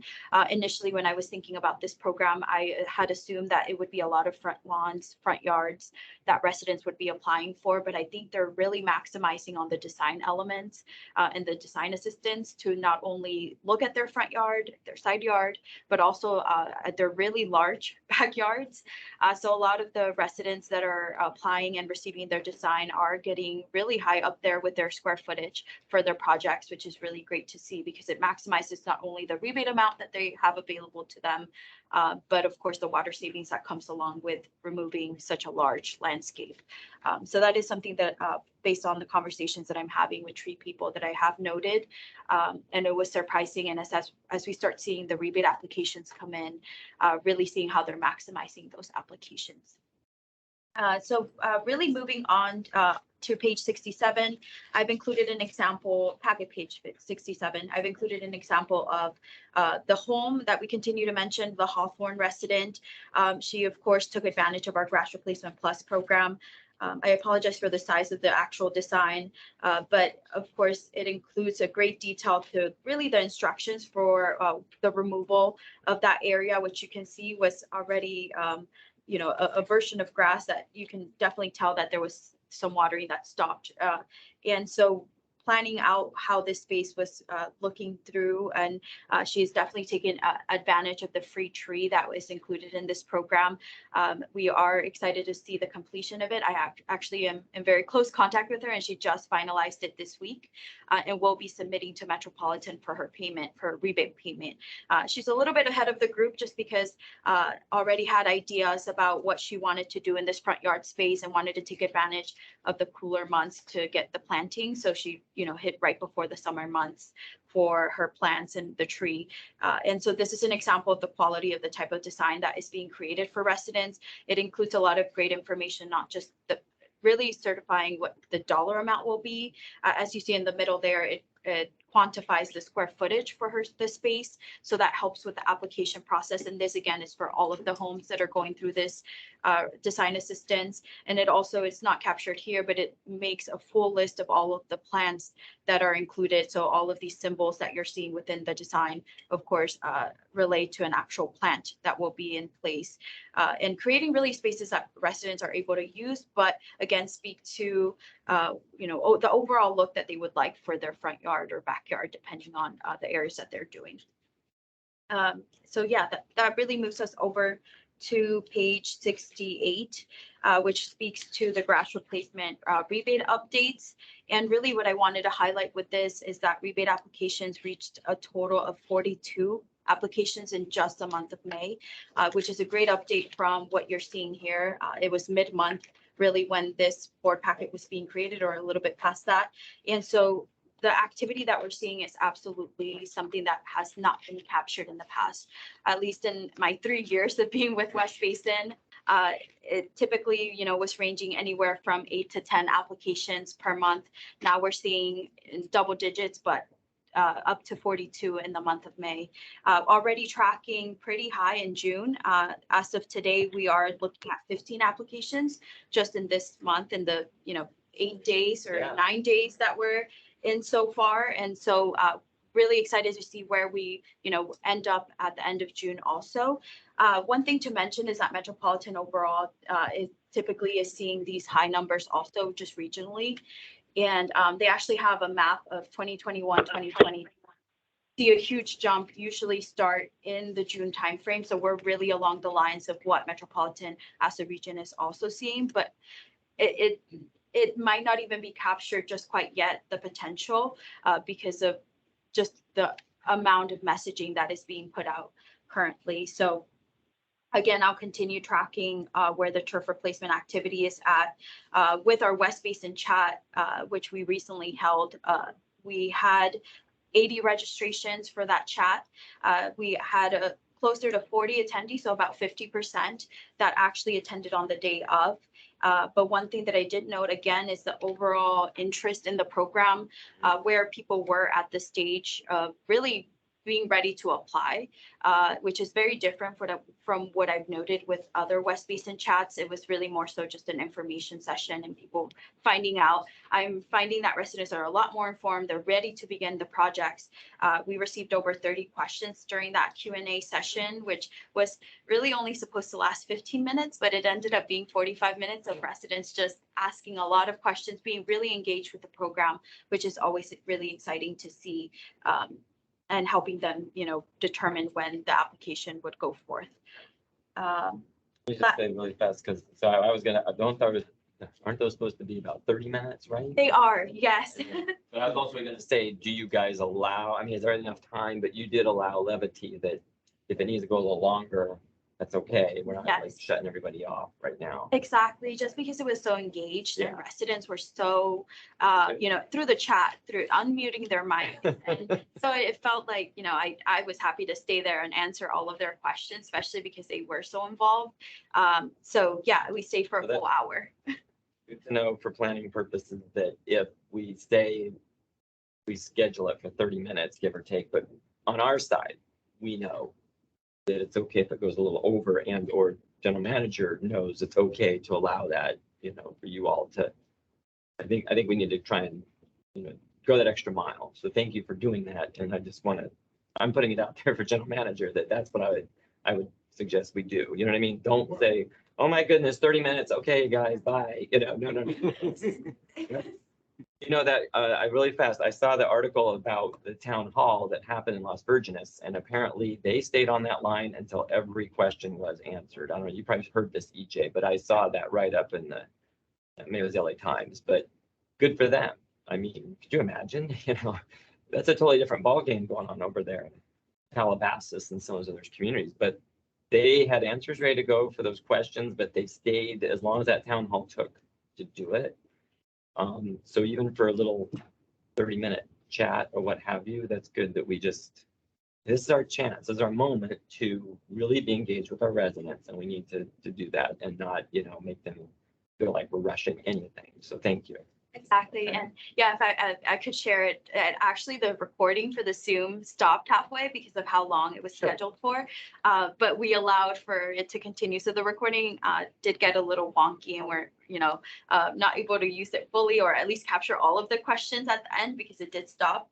But I was happy to stay on and just continue answering any questions that residents had about the program. And if I could also just add to your comments, Director Houston, new to the organization, I've come to learn that, pretty much the vast majority of our staff are salaried employees. There isn't an overtime mechanism here in the district. However, I've, observed, many of our staff who go above and beyond, to work, beyond, say, the normal working hours. In this instance, perhaps it's an evening workshop and going beyond the 30 minutes designated, basically committing, ourselves, our personal time to engage our constituents, our public, to answer all of these questions. And so it certainly is not just cutting, allowing for the more time, but giving of our personal time to engage the public in that manner. Yes, and so I would tag on to that to say, because I know that there's things like this, the tour on Saturday or someone speaking in an evening function, that those are not the normal times. And I think pretty much everybody here is salaried. So, I know that it adjusts the schedules and I'm sure there's other ways I hope to accommodate, some levity on the back end separately, but just know that I appreciate it. But it's also really important that we do everything we can as a public agency to work with our constituents. So, and I think that commitment is reflected or demonstrated just in terms of that personal commitment of time. I saw Amy, did you raise your hand? Yeah, I was just gonna say, that is our approach to all of our outreach programs, and we just want to acknowledge the professionalism and the integrity of all of our staff members who are excited to be able to help. And we not only do we hang back out offline and after, and extend the message, we give our personal, not our business information as well. Call me, email me. So I think it's just really professionalism of the staff here. Good, very good. Thank you. I don't know where you're at with your next part. Thank you for everyone's comment, Director Houston. I really appreciate that. And so moving, we talked about it already, but just thought I mentioned it really quickly, more detailed. So of course, we will be co-sponsoring an upcoming virtual garden design workshop. Again, I mentioned Ju3, the landscape designer, leading that on June 30th at 6 p.m. This class will speak to the ideal planning time for drought-tolerant, climate-appropriate gardens during these summer months. And really, as many residents begin facing outdoor water restrictions, it really helps begin a design to submit to the graphic placement program with the marketing materials and really everything that we need to promote this program provided by Metropolitan. We reached out to them and just added our West Basin logo, and we'll be placing that on our website and really maximizing with the available resources that Metropolitan offers during this time, especially with their classes. And so moving into Cash for Kitchen. I'll do this really quick. So on that one, it's a co-branded or co-sponsored class. Is it tailored? Like, is it specifically for people in West Basins, or is it still the one that goes to all around the region? Yeah, the approach that they're taking, it's available regionally, so anyone in the metropolitan service area can attend. However, they are really leaning on their member agencies to promote the classes. So in this case, it does show that it's a co-sponsored class with West Basin. It's mentioned right when they register for the class. So ideally, a lot of West Basin residents will be attending that day, but and it allows us an opportunity to speak to our programs and a representative to speak about West Basin and our website and just overall our programs that we have available during this time. So how long are these classes? So this one in particular is an hour and a half. Typically they're an hour for the other topics, but we really wanted to do the design class because it helps again with the planning of the grass replacement rebate, which is really where a lot of the residents have questions about, what plants, what is the stormwater capture element.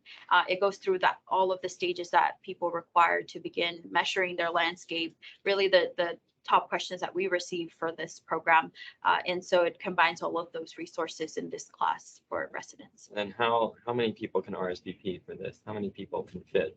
I don't believe there's some, I guess it depends on the Zoom limit. I'm sure it's pretty high regarding, yeah, probably in the hundreds. I could definitely, I don't Find need to out, know, but I but- was just curious. So, yeah, it's a Zoom all that being platform. said, so you all will be promoting it more heavily to our residents, so they know what's happening. I may just add on that note, as of yesterday afternoon, we were able to get this information and the registration link for that workshop on our grass replacement rebate landing page, as well as in our events. So in our calendar on our homepage, you can click that and it'll bring you to information how to register for that event. And we have plans to promote it on our social media platforms next week. So we'll be pushing that information out. Perfect. And then one more thing before we go. So on the grass replacement, now that it's picking up, I mean, are we still in a good space for funding from Metropolitan? We're not getting close to running out yet, Well, or? yeah, we're definitely in an interesting time because of course the fiscal year is ending after this month. And it is at, the addendums that require for the turf replacement program, we've just received those. And so with all of the additional funding that we're receiving with the grants, the USVR grant, and also hopefully soon receive an announcement for DWR grant that was also for turf replacement. That is all part of the planning efforts that maybe EJ can speak to a little bit more as far as how we move forward with, definitely with the budget coming in and finalizing this this month on putting those additional dollars towards the rebate amount. And the only thing I would add on that is that the one promise that I made to our general manager is that this program would continue to run until our funding was exhausted, as well as our grant funds were exhausted, which historically we would have more than enough to get through the year. With the excitement that we're seeing right now, as you'll recall, proposed in our budget, I believe is $100,000.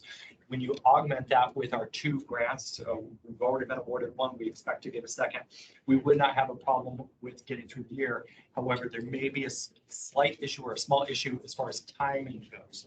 Whether West Base would have to augment that and then get reimbursed, or whether we would have to fund it just for a small short window until we get the grant funds available to us. That would be the only question. So we're closely tracking that. We have staff working with the grant agencies to see if we can expedite the process as far as receiving the funds or receiving the ability to invoice. But we'll continue to bring the board into that discussion because we don't want to see any momentum lost. I want to see anybody that wants it. It's a rigorous process to go through the application process to get these funds.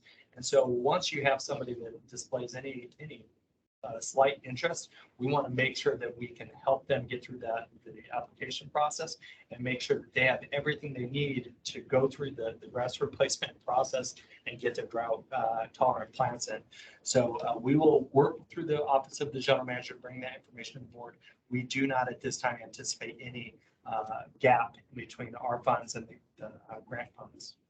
Good. And then I think the last one for me on this is you mentioned the uptick, and I also even see, so obviously Division 4, and it's always had a lot of folks in Division 4 that are taking advantage of turf removal, but even this past month in May, you have 9. So can you all send me the update as to where the breakdown of where those were coming from? When you get a chance, if you guys could just send that to me. Down to city. Yeah. I like to see where folks are taking advantage of that. And actually, before you go on to the last Customer information or? no, I just want to know the cities, like, how many from Culver, how many from, El Segundo, Del Air. I'm just curious. I mean, 9, that's a lot already. It's more than the other divisions, but then you're saying it's 42 total now. So I know Division 4 has always been having, I think, more participation than most of the others, but I'd love to keep track of the fact where they're coming from. And then last but not least on this, that's what page it was on. I think with the Grass Replacement Plus program, I thought they marked it. You had some cities listed. Oh, here it is. I'm sorry, page 66. you had some cities listed where folks were taking advantage of that program, and in the city of Los Angeles, there were 3. You know, if you even know, where is that coming from? What section of LA or neighborhood that's in our service area? Yeah, I definitely have that information. If I recall correctly, 2 of them, or one of them was in Division 4. But I can definitely get you that information in Yeah, detail. could you all send that to me? Because Of course. I'm just curious, because I mean, we know we have the unincorporated areas, but we have parts of Los Angeles that people, or wherever the address sits, because that's part of the deal too, right? Sometimes Right. it's literally the address, even though they're served by whomever. So otherwise, I say it's great. Look, Carson 9.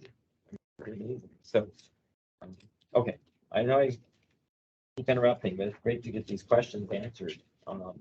You guys are on it. So why don't we go on to the next portion, Jennifer? Great. Yeah, I'll finish out with cash provisions and public agencies just really quickly. We have reached for this fiscal year 87 water efficiency surveys for this program. As you know, this program is closing out, and we're envisioning the new version that has been included in the fiscal year budget for next year for a commercial water efficiency program. But we are really excited to see the level of activity again that the South Bay COG is able to produce with the water efficiency surveys in this sector. And then moving again to public agency program, just a few updates from the board packet again. We continue to engage, as was mentioned a few times, with different cities that have reached out to us directly to begin working on medians, areas that are really starting to be identified that they are not utilized. And so it has moved a little bit. Completed designs, we're now with the city of Carson is the first that we've completed with this program. For the design stage, we have California State University, Dominguez Hills. They're very close to being completed. They have their plant palette set. And really, because it is such a large space, we'll be replicating that design on a larger scale for that section. Alondra Park continues to be in the design stage as well. Hermosa Beach and El Camino College are the newest added to the design stage. In those, depending, El Camino College is very similar to, of course, Cal State Dominguez Hills, where it's such a large area that it will be a multi-month type of project for our landscape designer to really address.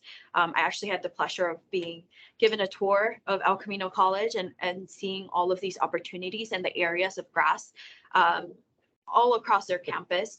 And so we were on a golf cart driving around because it's such a larger campus, and being able to see, shade, full direct sun, and really getting creative, as I started to work with Swayzer Landscapes, thinking through, what plants they might be considering, because some areas are in complete shade under sun or under trees. And then there's some that are fully, exposed to sun. So seeing how this design is produced down the line will be also something that we can use as an example for landscapes and residents, to give to residents as an example for drought tolerant landscapes.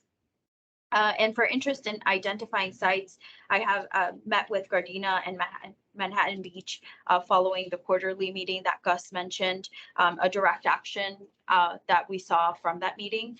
So that translated for them to start considering medians across their city that will qualify for the program, and had an opportunity to meet with them on just a short overview meeting to let them know what qualifies, how much funding is out there per their city, and really speak to them on moving those any areas into the design stage so that we can see them moving forward with any projects in the next few months as well. And that wraps up my updates. So yeah, happy to take any questions you may have. So that's great news about El Camino College. So Hermosa Beach was interested in potentially doing something. Yes, they have moved. I'm not sure if it's updated on the board packet, but they are now in the design stage. They are moving along with a median, and that one should be done relatively soon because it's smaller in size as compared to some of the other larger projects. So we should have more information on, this plant selection, the square footage that we're talking about, and then moving them along to the actual rebate application through the new public agency funding that's available for grass replacement. Cool. And then, so you said Redondo Beach or Manhattan Beach? Because Manhattan Beach is one of the newest that has shown interest, but are currently under identifying sites. Redondo Beach was already Added on, yes, in the process. Culver City High School. Something's going on there too. Exactly. Yeah, we've had a few discussions with them about an area inside of the school. However, with the administration being limited on time, we have not had the opportunity to meet with them again, but it appears that this is a student-led type project. So it's even more encouraging to see kind of the youth, the high school students really pushing their admin along to engaging with us in this program. Really quick. So Culver City Unified School District has always been really interested in working with us. And we did the drinking fountains, and, and now this, and I know they have a good active student group there that really likes to lead, and they have a new superintendent who's very focused on this. So what I would just continue to ask is you all work with them. I think Sandrine or whomever is the contact over there, because if not, if it's the high school and the other campuses, I think this is a great opportunity. Down the road, I would like, the general manager and I will probably go talk to the superintendent. I've talked to him a few times already about what we're doing. He's very interested. And then I would also say the same thing in West Hollywood, especially since a lot of those medians cannot be watered. They don't have any, it's all potable. If you all can continue talking the city up there and see if there's opportunities that we can help, as well as, in some of their parklets or parks. And then the same in El Segundo. I know that they've expressed interest to me, but I never know how, serious they are sometimes, or it's like pulling teeth and they keep, having leadership changes over there. But let's keep working on it, because this is a great opportunity. And the same with the school districts. When I was over there the last couple of times for those photos, I've talked to, whether it's the superintendent or the principal, whomever, that, we have this program available and the school board members like it. So you've got all the support from different folks in leadership. We just need to make sure that staff keeps talking to each other, and let's try and get some activity going. So I'm really excited, but this is our chance to do it. So, but by the way, if you need any assistance or help, you can call me.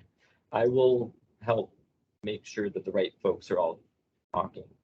But I can tell you, they're at the highest levels and all the elected, we're all really interested in this right now. And we've got people in leadership that are interested. So the political will's there. We got to keep it moving. So this is our shot. Okay, so anything else on that? Or I guess that's it. And except the look ahead calendar, right? Is that? Yes, it includes most of those metropolitan classes. And one thing that I failed to mention earlier when I was speaking to the design workshop, after this one on June 30th, the opportunity still stands for us to continue co-sponsoring these type of classes. Okay. And it really helps us with the type of materials that we produce for messaging just overall. So, really want to see how this June 30th class goes. And it's a free option for us to continue co-sponsoring them and continues the resources available to residents. So I don't see it's a win-win all around. And so I think, in the future, we can start considering other topics within the ones that they have in the metropolitan list as well. Okay, great. On that note, do we promote this through the COG as well? And I'm not talking the COG newsletter to the public, although that's obviously an option, but do we talk about it to the members of the COG? It gets discussed to those city council people? Yes, and it's important to note that last Tuesday, our general manager actually had the opportunity to speak before the South Bay City Council of Governments at one of their meetings, and provided a great overview of not just the drought, but the programs available to them. Really hit the point that they could lead by example and remove their municipal turf. And again, every time we have an opportunity to kind of share that message, the phone calls start trickling in from staff. So we're starting to see a lot of it. Very good. Okay, that's the end of this report, right? And then the only thing I wanted to say from the beginning of the report, so change and save is starting to close out, as is Malibu Smart and Topanga Smart. One of the things I think we should do as you get those closed out, and this is kind of more for EJ's wheelhouse, is when you get all that wrapped up, let's make sure we put that into any of our talking points and materials for our ledge visits, especially as we prepare hopefully next year to be in person in say Sacramento or DC. But again, whether it's the local offices when we're physically here or if we do get to travel, that we can talk about that as here's some accomplishments that we got done in the last couple of years. I think that they'll all really like that. And then it, of course, puts the emphasis on here's why we need to continue getting these programs coming out of our state and federal offices. So very good. Okay, let's move on to the next part. Mr. General Manager. Okay. So that brings us to our water bottle filling station report. And we have Tammy Hurley High here to give us that presentation. So please, Tammy. Afternoon. So today's presentation will provide a status update on activities of this program. And I'll wrap it up with the status of the funding that is remaining, along with new applications that we recently. And also I'd like to provide you with the information to consider a couple of different options and to provide feedback to staff on next steps regarding closing out this year's program. So please go to the next slide, please. So this first slide includes in the presentation, it lists all of the applications that have been submitted as of July 2021. And shown here are a couple of entities that have pending installation plans for Palos Verdes and Culver City Unified School Districts. So the cities of Malibu, Gardena, and Lawndale have all completed their installations. You can go to the next slide, please. And then shown here are the applications that have received so far during this current fiscal year. And included on this list are applications received from the Environmental Charter High School in Lawndale and Temple Occupy Culver City. So these two applications, we've indicated we've received them. We would like to receive feedback from the committee because Temple Occupy Culver City is a not-for-profit private school. And regarding the Environmental Charter School, this is the third application that they've submitted so far during this current fiscal year. They've also submitted applications for the high schools located in Eaglewood and Gardena. So now they're looking to put in a station in Lawndale. So other than those two, there are 3 entities with installation plans still pending. And regarding El Segundo High School, they have recently completed installation of the second water bottle filling station. And we were able to coordinate a photo opportunity at this location just recently. So thank you for attending that. And We beat their signage, but you'll get that to them. So we have placed an order for their signs and they're being processed now. It should be ready in a couple of weeks and we'll get that over to them. Okay. And we'll be including that photo with this update on our next month's presentation. We can move to the next slide, please. This list indicates the organizations that have their stations already installed. And we continue to stay in contact with these entities to schedule a photo. Another to be added to this list is Lawndale. The city of Lawndale has recently completed their installation of their unit. And we have also confirmed a photo opportunity for Lawndale. So we have confirmed photo opportunities next week with the cities of Lawndale and the city of Hawthorne. If we can go to the next slide, please. And then here is the budget for this program.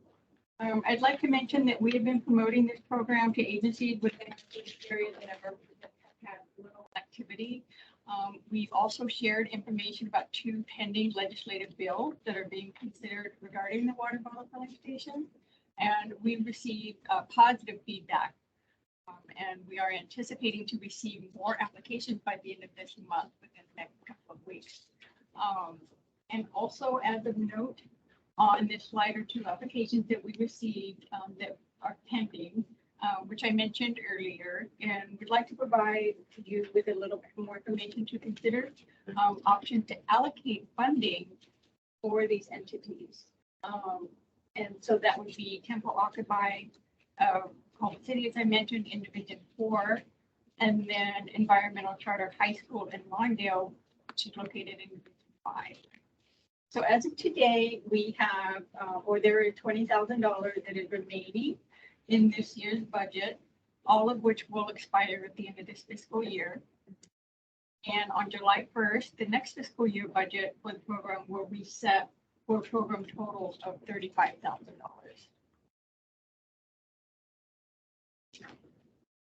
Oh, you already went through this one, almost basically, huh?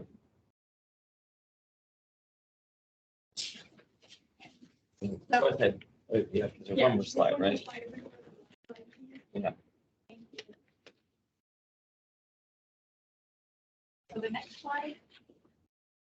So this slide indicates the applications that we've received. It highlights Temple Occupy in Culver City with a requested $1,000, and then Environmental Charter High School from Lawndale requested $1,000. So as you know, the program guidelines allow for a maximum of 2 awards that can be made to each entity per fiscal year. Because there are funds that are remaining right now in the amount of $20,000, there are a couple of options to explore as we are coming to the end of this fiscal year. And as of note, there have been instances in the past where some funding has been reallocated from one division to another division in the case where we had enough funding to do that. So as I mentioned, I've been receiving positive feedback as we're trying to push this program and promote it in areas that we have not seen that much activity recently. And they are interested in submitting applications. I've been answering questions and trying to encourage them to submit those as soon as possible. However, in the event that there are funds still remaining, if we get to the end of the fiscal year, staff would like to propose an option to consider that we can go ahead and proceed with the application to fund Temple Occupy across Culver City, and then also fund $1,000 to Environmental Charter School in Lawndale. And that's in the case if there's still enough funding available, and we are anticipating to receive more applications. So we respectfully request any feedback or consideration from you on this item. Okay. Okay, so looking at the chart on the page before this, out of the 35,000, but we still have 20,000, right? So we have plenty of funding, but you say there are some applications that have just come in and or more that you anticipate coming in before the end of the month, right? The ones that we have right now are the 2. Just these 2? Just these Oh, 2. okay, just these 2. We are anticipating more. But even then, it may not be enough to take the full. And the issue is that there's a limit as to how many applications could be awarded to a single entity. Okay, and we want to kind of weigh that. Right. That's the potential, right? Yeah. So that's where we are on these 2 particular ones. Yeah, the one is they're already 3rd application in, the other is, it's not. Environmental Charter High School would be the 3rd application from them, correct? And then Temple is a not-for-profit, and so that kind of falls outside of our criteria. General. Mhm. But we could Make an make exception. an exception for them if the board decides, right? Correct. And legally, we're okay. True, I believe, right? Correct. And the concept is we have surplus funds that aren't being utilized potentially. Yeah, when we created the program, it was really with the best intention to make sure that everybody has access to it. Mhm. On filling stations throughout the service area. We prefer obviously a public area where there's large traffic, if you will. Right. So we want to make sure that these investments are utilized. Obviously, when it comes to a church, they definitely have and meet the public and population-based aspects of it. But we prefer to work with our municipalities and our school districts. As we've always said throughout this program, we do not say no. We get an application. It's kind of okay, let's see what we can do. We can hold on. This is a great example. We received this application or the inquiry a long time ago. We worked with them to get the application, and now we're at the end of the fiscal year, so we're going to bring that to your attention. And as Tammy mentioned, and to give her a lot of credit, she works tirelessly with each application and applicant. And so right now, when we get those phone calls, what we like to say is we're at the end of the fiscal year. If you were to apply now and say that, you know, you get funded, you could always apply in July 1, right? You could this year, or if we have funds available, we're going to do everything we can to make sure that we fully utilize the budget that we have and make sure that these water bottle attendant stations are available to all of our cities and school districts. So we're agents of yes. We want to make sure that we implement this program to the best that we can. And this is just evidence of that we're always working with everybody to make sure that if they want a program, if they want to implement it, we want to make sure that they have the opportunity. So the thought from my end is that a decision does not have to be made by this end of month from the board, right? Do we, if we look at giving that authorization, is that next month's action, you know, even though the year's closed? Because of the fiscal year, we have these two applications, as Tammy mentioned. We're working right now extremely hard to exhaust all of the funding that we have available. But because of the fiscal year, we like to have that application in and approved so that we can begin the process. If, you know, the checks are mailed in the next fiscal year, that's fine. But we want to make sure that we keep everything in this fiscal year. Got it. Okay. Well, obviously, and I'm the only one here, but I'm still the member of the committee. So I guess it seems like this needs to be an action for the board meeting at the end of the month for the board to decide what to do. But staff needs to write it with the recommendation. And I don't see any controversy with either one of these, but Environmental Charter High School, it just so happens this third one is in just a different city or location, right, than the other two they've already applied for. And then, but it's Temple Akiba. And it seems like this should be just let the board decide if we're okay with it, because we obviously, we've done this for Michael's Learning Place, also a nonprofit, non-religious nonprofit. It's technically in Hawthorne with their office, but it's the space. We have numerous examples of doing just this. Yeah. Wait until the end of the fiscal year and looking to see what the program still has available, and then working with all the stakeholders to see what we can find. So I think, so that's what we should do. We should have it as an action item on the board agenda, so the board can fully, you know, take a vote. There probably should be a recommendation from staff. And then last but not least, that's also when you might have all of the last minute ones that come in, except because it's just a little before June 30th, our board meeting, but you know, you have an idea of how many more came in, but it seems like we have plenty of funding available. So,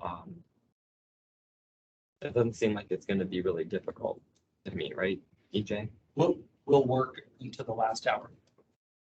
Okay, and then, because the other thing I don't want to do would be, these folks, by the way, they could turn around and apply July 1, but why put them through that hassle? That makes no sense. And when we have lots of remaining funds, so let's try and get this done this fiscal year. We'll have those updates, and then of course by next month we'll find out kind of where we're at with everything, right? The closeout, if you will. So okay. All that being said, I know that it's been sometimes like pulling teeth, and we really push hard, but you know, for the ones who are taking advantage of it, it's excellent, and they're really liking it, they're loving it. So we need to continue doing that. At least we've got money in the new budget to try and continue doing this. Let me just see if I have any questions on your note.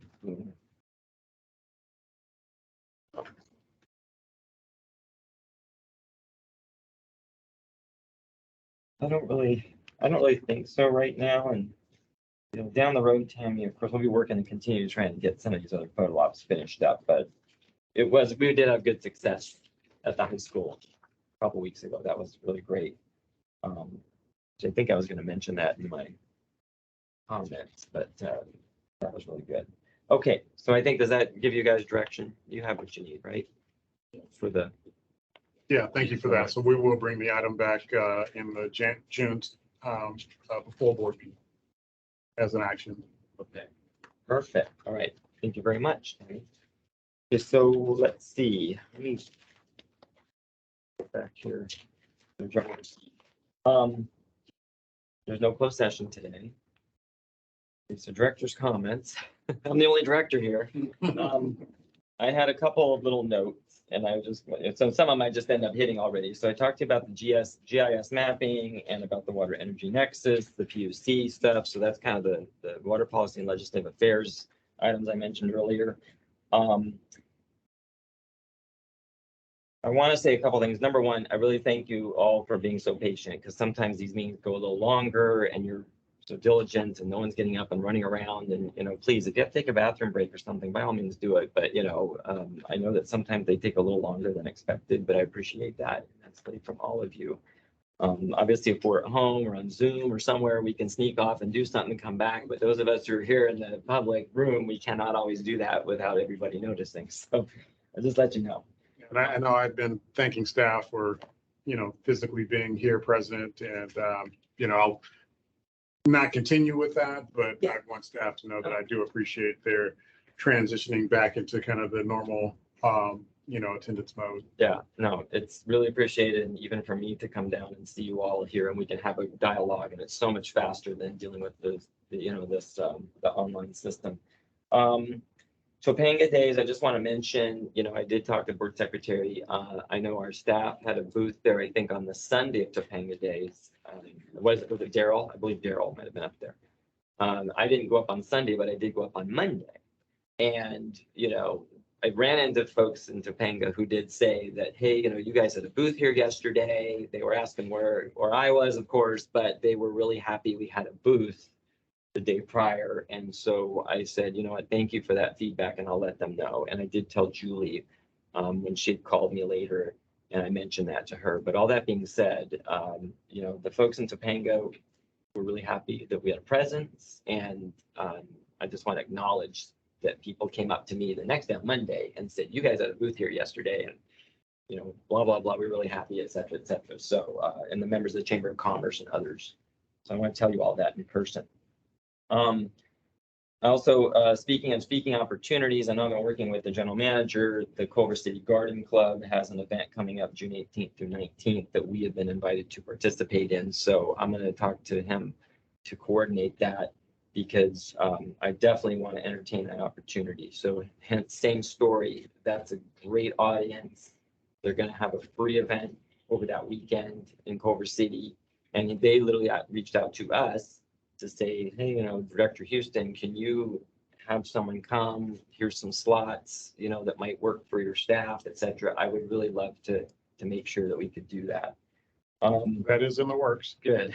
But I just wanted to, and I also say, you know, because this is the time, people are really now they're asking us to be there. And you know, normally it's us trying to find places to go and talk and get the message out. It's reverse order now. So they're coming in right and left, as you know. I also want to say thank you to the general manager who, you know, has been recognizing Pride Month because that's really important. And we, you know, have our outreach on that. And of course, one of the cities we serve is West Hollywood. So that's, you know, one of the cities that was heavily created because of, you know, LGBT community. And I think 40% of the residents do identify as LGBTQ to this day. So that's part of our service area, but I also just wanted to say thank you to general manager and staff for going the extra mile to recognize that this year. I really do appreciate that. And I would like to acknowledge Amy Rocha also assisting me with getting my remarks together and also facilitating our online celebration as well, social media and other ways of celebrating the month. Good. And I really do appreciate it because we really haven't done that before. We didn't get too heavy into it. And the same with last month with AAPI history. I think that we're in a place now where this district is doing things that we need to be doing. So we have the work we do, but then we also have the representation that we are as a public agency. And so I want to make sure staff hears that and understands that that's because this is also, I think, the board's recognition of our staff and the diversity of everybody who we have here at West Basin. And I'm really so happy and proud of that. So thank you to you guys for acknowledging it, and let's keep on moving things like that forward. And I know we got some other things, Juneteenth, and we've got down the road, other holidays or months or certain things specific, and we want to make sure that we're always inclusive. So anyway, thank you. It's very meaningful when it comes from the leadership that we do that. I think that's about it for my public comments. Thank you again for bearing with us. This is an excellent meeting. I thought it would go a little faster, but boy, it's good to get in the weeds with you all, and it's our one It's an shot. exciting time too, right? With the response to the drought and the response of the community and the engagement that we've already talked about. So it's been a good use of time today.